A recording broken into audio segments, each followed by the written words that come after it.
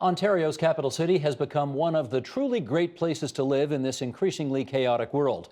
But that doesn't mean the city is without its problems. Each year, the Toronto Foundation chronicles the state of the city in its Vital Signs report. And here's the Foundation's president and CEO, Rahul Bhardwaj, to go through the great and the gory details. Nice to have you back here at TVO. Nice to be here. You gave a speech the other day, and it's in the report as well, and I want to go through what you're sort of calling a grand agenda for the capital city of Ontario. Sheldon, if you would, let's bring these 6 points up. Your grand agenda includes, first and foremost, give up the old wars, the old city versus the inner suburbs. Number 2, build on the legacies of the Pan Am Games, both social and in terms of infrastructure. Number 3, find sustainable new revenue sources beyond the property tax to fund the renewal of future infrastructure projects. Number 4, abolish carding by the police. You say it erodes trust among young, diverse men in whom we need to build trust. Number 5, place matters. And no place matters more than public spaces, especially outside the core of the city.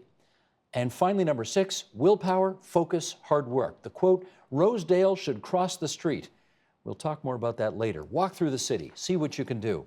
And for those people who are outside the capital city and wonder what these big turf wars are all about, in Toronto, this is what the city essentially used to look like back in the pre-amalgamation days. So we're talking about before 1998. You had the old city of Toronto in red, and then you had the so-called inner suburbs, Etobicoke, North York, Scarborough, places where Rob Ford was particularly popular, championing those inner suburban versus old city issues. And I guess I want to start there. For people who live outside Toronto and who may not be familiar with these turf wars, what's the issue here? Well, they're political, and that's the point to take away. So 1998, we had amalgamation that took place to bring these all together into what everybody knows now as the City of Toronto. But we're still having a little bit of a hangover from 1998. And when it comes to looking at issues for the city, when it comes to affordable housing, transit, youth unemployment, some very important issues for the City of Toronto, a lot of those issues are breaking down in accordance with the old pre-amalgamated city. It was somewhat of a forced marriage at best.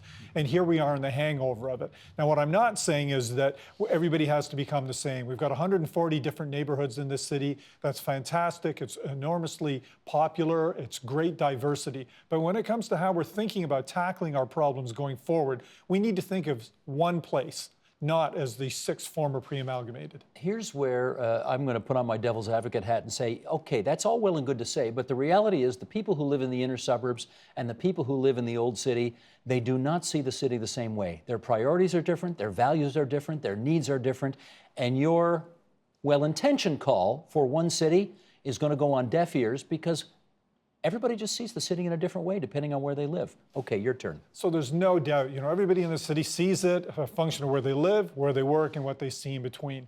One of the powerful aspects of our Vital Signs report is that we bring those realities together so we can inform people so they can get better engaged in their city. That doesn't mean they're any less engaged in their communities.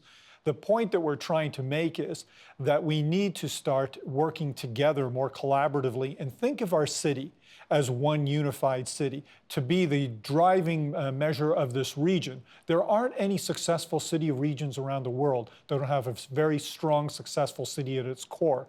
And the issues that we're looking at, affordable housing, transit, youth unemployment, all those require a concerted and collaborated effort. So we don't get to go hide in our communities anymore.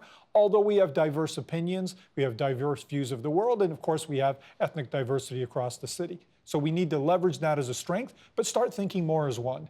My hunch is, though, if you live in the old city of Toronto, think back to that map. We're talking about sort of in the core and close to the water. If you're asked, where do you live, you say Toronto. If you're asked in Scarborough, where do you live, do you say Toronto or do you say Scarborough? Well, it really depends on who you ask. And that's the cultural attribute precisely that I'm saying that we need to start changing. So you look at a wonderful place like Scarborough. It used to be 96% middle income households everywhere. Now it's 83% of the neighborhoods are low or very low income neighborhoods. It's had a complete role reversal over this time. And they're looking at the rest of the city and they're saying, look, it's our time for a certain type of transit. It's our time for a certain amount of investment in infrastructure. But the other parts of the community are looking at it saying, well, maybe it's not, we need to get taken care of as well. But the whole city rises and floats to the extent that we can start thinking together and move beyond that 17-year-old hangover. One of the things, I saw you give a speech at the Canadian Club not too long ago, and one of the quotes you gave in that speech was, "I want this year's vital signs report to jolt us out of our complacency." What is the evidence of the complacency that you're seeing out there? Each year, when we issue the Toronto's Vital Signs report, you look at it to say, how much have we actually moved from the past? What's really changed here? And some of these issues that we've been looking at for well over a decade, at the beginning they were troublesome and irksome. Now they become chronic. So the idea this year is to really to wake people up. And for a particular example, let's look at youth unemployment. Youth unemployment in 2008 in the city, roughly 11%. This year, 22%. 29% if you're a newcomer youth. We're starting to look at numbers that we look at other parts of the world and say that's completely unsustainable. But to the chronic part, it's been over 15% for a decade. This has become the new reality. We cannot become a city who looks at problems and say they're too small, so we don't do anything about it until they get too big and then we get overwhelmed. That's what we wanted to say. Several years ago when you were on this program, Rob Ford was the mayor of Toronto. We had a conversation about the level of maturity in the mayor's office at City Hall, and I think everybody who was on that program agreed it left a lot to be desired. We'll just put it like that. How would you rate the leadership coming out of City Hall these days? Dramatically different, and that's a good start. You know, at this point, we've come through Pan Am, which has been a wonderful development opportunity for the city, a bit of a civic aha moment, as we call it. There's not only the notion that we can welcome the Americas into this grand event, we can inspire young people, we had great Canadian athletes, wonderful infrastructure, but it also created a positive place for leadership to come together in the city. And when I mean the leadership, it's not only the political leadership, but community leadership, corporate leadership. It provided a new opportunity for people to work together. And that's what I would focus on, as I see a new spirit of cooperation amongst people in Toronto. The second of your bullet points, though, was build on the legacies of the Pan Am Games. Does that mean this city should have put a bid in for the Olympics? Well, I've gone on the public record as saying, in my past, I was vice president of the Toronto 2008 Olympic bid, so I'm already of the view that these can be fantastic catalysts for all sorts of interesting things to happen, from great infrastructure to creating the opportunity to develop a new generation of leadership. So my counsel, when I was asked, was to say, if we can create a vision for Toronto that can be accomplished by hosting an Olympic Games, I think it's a great idea to explore. Even the one that was, what was it, the 2024 games? Well, was I understand the time too tight on that? Exactly, and I understand there were a series of process issues in there that just simply didn't line up. But I was still hearing people appreciating the importance of a catalytic event to bring the three levels of government together to focus on infrastructure and developing opportunities. And the Olympics could be that, if done properly. We'd have to be very studious in the due diligence, but it could be done. Let's talk, as we suggested in the intro, about the great and the gory in this city. We love to complain. People who live in Toronto love to complain about all the things that are awful. So let's hold off on that, because we know those stories. What does this city do well? It's remarkable when you look at the indices. So people measure things all over the world. They put you on lists and the sort. You know, Toronto is at the top or near the top of so many of the types of lists you'd want to be on. Like what? So for instance, The Economist on livability. So Toronto, fourth most livable city on the planet, 6 years in a row. But I'd also add, though, 3 out of the top 5 cities on the most livable list are in Canada. So we're actually doing something quite remarkable. When I look at the aha moments again, when I look at the report, our greenness. We forget that we're actually, you know, the #1 most sustainable city when you look at, you know, profit, planet, and people when you in North America. 8 out of 11 of our beaches are blue flag beaches. This is an international standard of water quality. More cyclists on the road. We have 186 LEED buildings here. Bankruptcies are going down. Just tell people what LEED means. So this is environmental standard. Exactly, environmental standards and sustainability and design excellence for buildings. We become real leaders. It's become a cultural attribute of what we do. Bankruptcies are down, violent crimes down for the 9th year in a row. Employment's up. There are 2 sides of that, but the good news is that it's up by 20,000.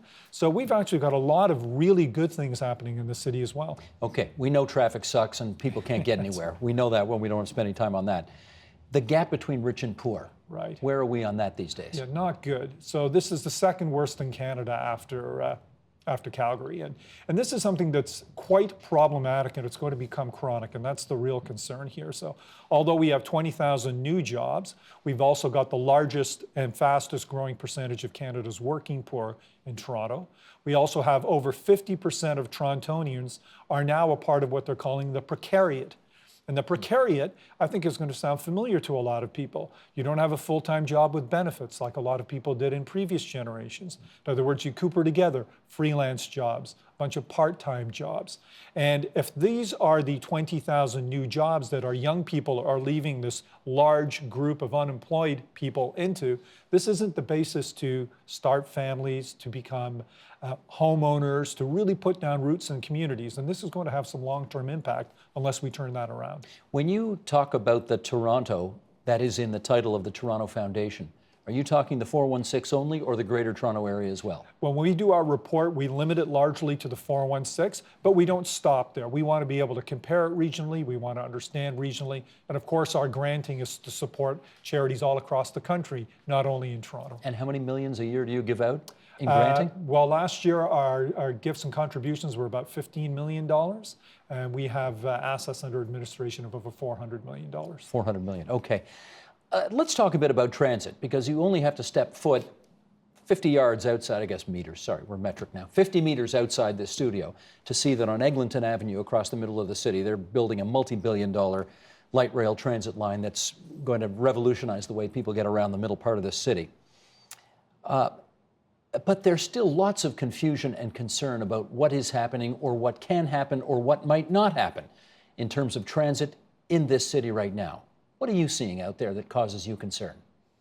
The concern part is that we're way behind, and we've known that for a long time. The good news is that there's a large strategy called the Big Move. There's significant allocation of funds. Not all of it's in hand yet. We've still got to figure out how we're going to do that. Talks to revenue sources, and I think we're going to touch on that in a minute. But I think that if anything, the focus is we're still the second longest commute time in North America after New York City.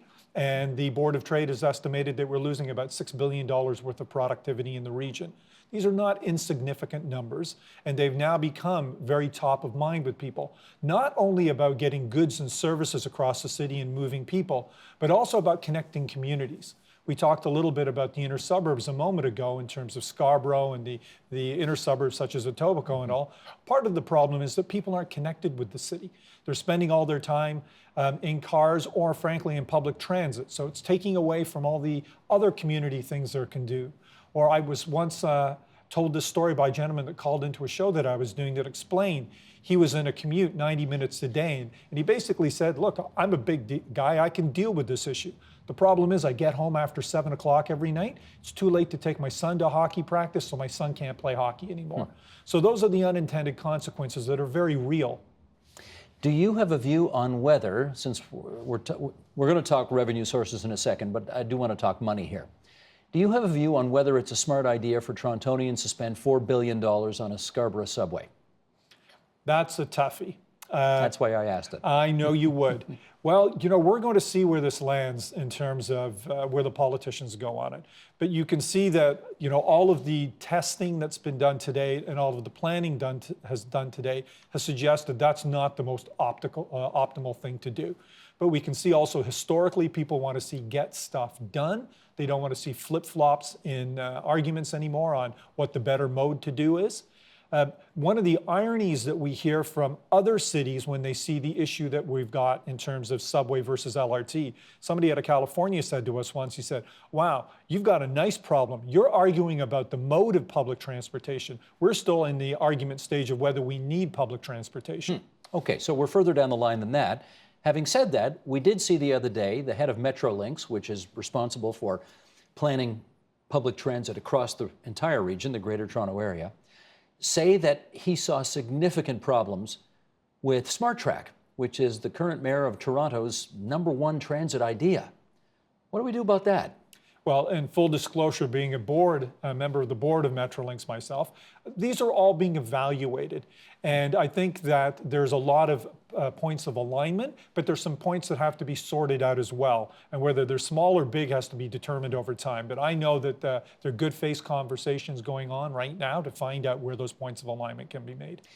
The experts also say that the number one thing in terms of alleviating transit congestion in this city right now would be and call it what you want to call it a downtown relief line, a Yonge Street relief line, an inner suburbs relief line, because presumably it would make commuting from the inner suburbs easier as well. That's the number one priority, and nothing's happening on that because of all these other distractions. What do we think of that?